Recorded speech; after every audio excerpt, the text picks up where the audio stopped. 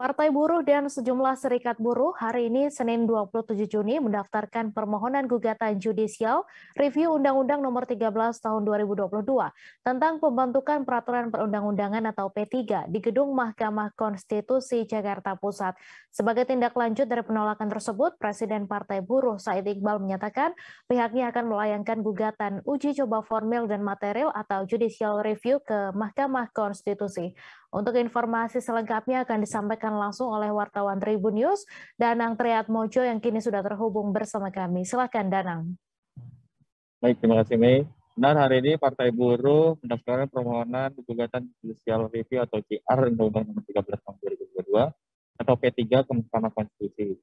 Serikat buruh yang ikut hadir terdiri dari 4 konfederasi serikat buruh, 60 federasi serikat buruh, SPI, Jala PRT, UPC, Forum Guru Honorer, Buruh Migran, dan ojek online.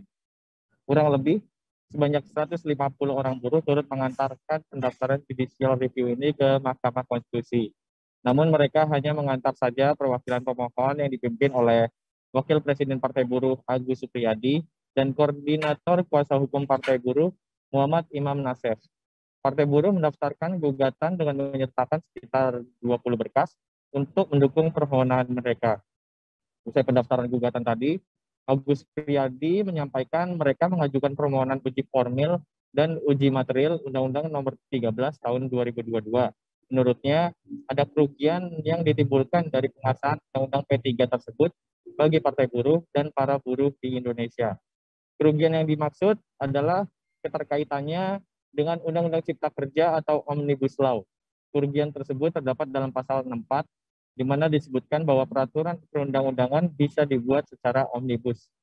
Maksud dari gugatan terhadap Undang-Undang P3 ini adalah diharapkan jika MK membatalkan revisi atau Undang-Undang P3, maka akan berimplikasi pada pembentukan Undang-Undang Cipta Kerja yang akan jadi inkonstitusional, lantaran tak lagi memiliki dasar hukum terkait metode pembuatan regulasi yang menghimpun sejumlah aturan atau Omnibus Law.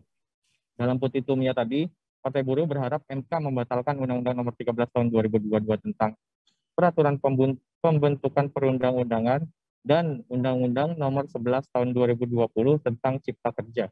Demikian rekan Mi. Baik, terima kasih Danang atas laporan Anda dan Tribuners. Wartawan kami juga telah menghimpun wawancara dengan Wakil Presiden Partai Buruh. Berikut tayangannya untuk Anda. Tanggal 27 bulan Juni 2022 kami dari Partai Buruh mengajukan uji materi dan formil terhadap Undang-Undang Nomor 13 Tahun 2022 tentang peraturan pembentukan perundang-undangan atau yang kita kenal P3. Jadi karena salah satunya undang-undang ini yang kalau kita lihat di Undang-Undang Nomor 11 Tahun 2012 tentang P3, terus ada perubahan sekarang menjadi Undang-Undang Nomor 13 2022.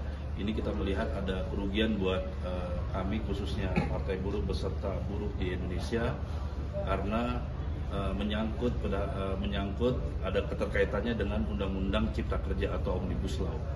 Jadi undang-undang inilah yang kita waktu itu lakukan uji materi. Kita meminta supaya yang pertama Undang-Undang Cipta Kerja menjadi inkonstitusional.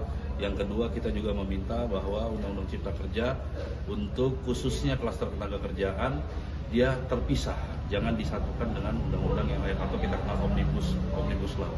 Nah, dengan munculnya Undang-Undang Nomor 13 2022 tentang Undang-Undang P3 ini menjadi kerugian karena salah satunya ada di pasal 64 yang di situ menyebutkan peraturan perundang-undangan bisa dibuat secara Omnibus Law. Nah, ini yang menjadi keberatan buat kami dari Partai. Terima kasih sudah nonton. Jangan lupa like, subscribe, dan share ya.